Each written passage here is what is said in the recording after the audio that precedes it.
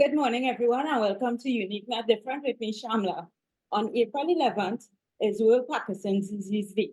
And to create awareness of this, on my segment, I have Dr.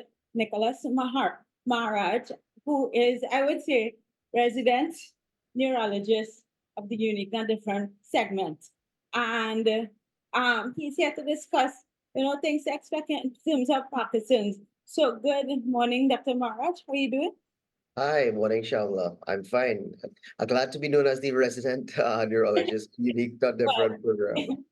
Awesome. So can you explain what is Parkinson's disease? So Parkinson's disease is a progressive neurodegenerative disorder that primarily affects movement. It was named after Dr. James Parkinson, who first described the condition back in 1817.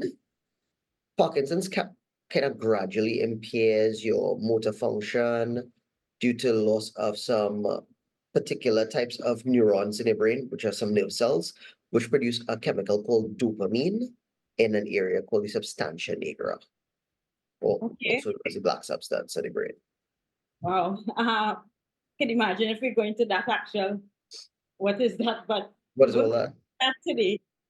Okay, so in terms of Parkinson's disease, is it targeted to a certain group of individual or a certain persons with a certain lifestyle? Is there like a common factor in terms of who gets it? And a very good question. So it's a neurodegenerative disorder, which means that the brain degenerates and causes this to happen. And that typically happens to patients who are a bit on the older bracket. It's much more common in patients who are above 60 years old.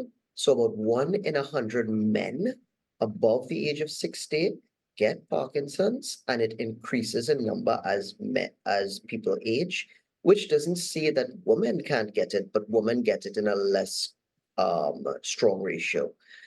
Younger patients can get it, especially really young patients. So I've seen like in the 20s to 30s patients with it, but those are patients who have a specific genetic mutation, which increases the risk of them having Parkinson's. So much more common above the age of 60, still not a 0% chance of it happening in a 20 to 30-year-old. Awesome. So, some pre-symptoms, right? So before the actual symptoms, and they say, okay, you have Parkinson's. What are some things that I guess the client may say is happening that may lead them to go and get tested for Parkinson's disease? So typically, what people usually present with is that somebody notices them having a tremor or shaking of their hands, usually one side more than the other. I don't Or have Parkinson's, by the way. no, you definitely don't. There are many, many different types of tremor disorders, and Parkinson's is one type of tremor disorder. The tremor in Parkinson's is mostly a resting tremor. That is, it happens when you're not doing anything, as opposed to a tremor that happens when you're actively physically moving or using your hands to do something. That's the first sign that other people notice with the Parkinson's patients. Patients with Parkinson's don't usually notice the tremor themselves initially until it gets a bit worse. Now, there's the premotor symptoms of Parkinson's that happens many, many years before the motor symptoms develop. And these are very, very non-specific types of symptoms. But usually when we're going through the history with somebody, we pick it up. So what could happen earlier, maybe sometimes 10 years before, is that patients could have trouble with their sense of smell, known as anosmia. Many patients would remember the symptoms from COVID. That was a major early symptom with COVID. They lost their sense of smell and hence their sense of taste. The other thing patients can develop is trouble with defecation, also known as constipation, whereby they have less number of times they go to the bathroom a day, or a change in their usual bowel pattern, where the stool becomes harder and less often.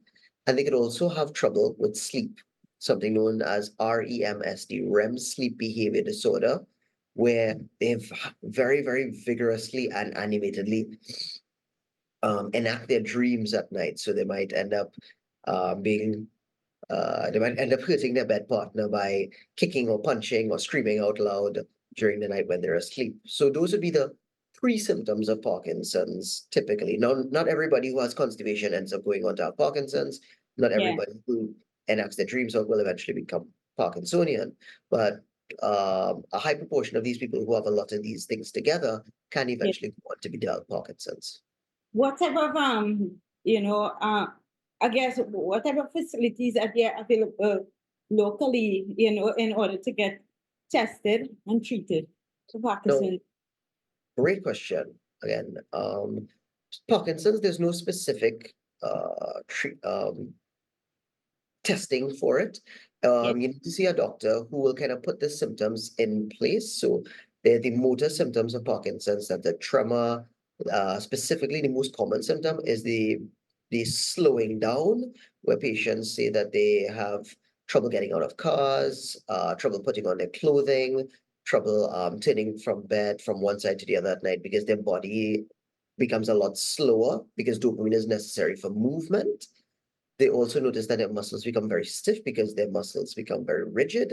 So bradykinesia, which is slowness of movement, stiffness of the muscles, rigidity, and the resting tremor, those are the typical symptoms of Parkinson's. That's the motor symptoms. You combine these with the non-motor symptoms, which would be changes in their memory, changes in their mood, trouble with sleep, as well as the premotor symptoms like constipation, trouble with their sense of smell, and trouble with their sleep patterns. When you put these together and you physically examine the patient, you can tell with a good neurologist with a high degree of suspicion could give you about a 95% chance of diagnosing this person with Parkinson's. You can sometimes send them for a brain CT scan there and after to kind of rule out any other troubles. For example, small strokes in certain areas of the brain can cause Parkinson's. Certain medications that people can be on for a prolonged period of time. For example, typical antipsychotics for patients who have lots of trouble with balance.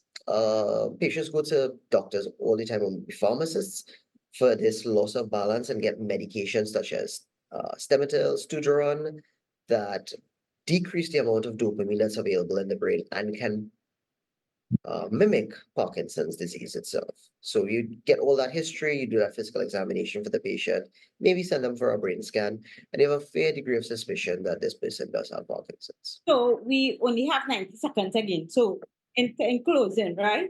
How can in terms of, you know, you said there's no treatment, but in terms of like lifestyle and having, obviously you need to eat. How can they balance that? Because, and is it degenerative? Right. So there's a lot of treatments optional available. So from a lifestyle point of view, there's physical therapy, there's mental cognitive therapy, there's certain resources that are available from the Parkinson's Disease Foundation. From a medical point of view, you give medications that increase the dopamine back in the brain. There's some stuff available on the Chronic Disease Assistance Program, some available for purchase otherwise, Yeah. which increase the dopamine in the brain, give you back some, reduces the tremor, increases your amount of mobility. Uh, those are that. In terms of it being a neurodegenerative disorder, it gets Yeah. worse as the years progress Right. because the amount of dopamine you produce gets less, but you cannot balance that by increasing the amount of medication and the amount of dopamine available in the brain. Awesome, Dr. Nicholas Maraj. I want to say thank you so much for coming and sharing these.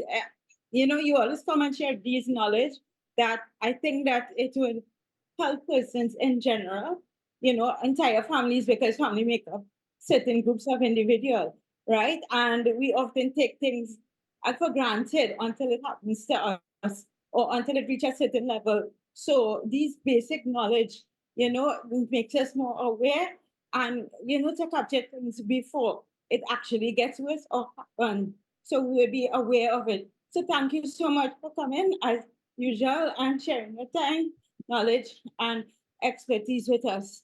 And guys, with that being said, yeah, eh, um with that being said, I want to say thank you so much for tuning in to this week's segment of Unique and Different. As I always say, be good, do good. Bye everyone. Thank you.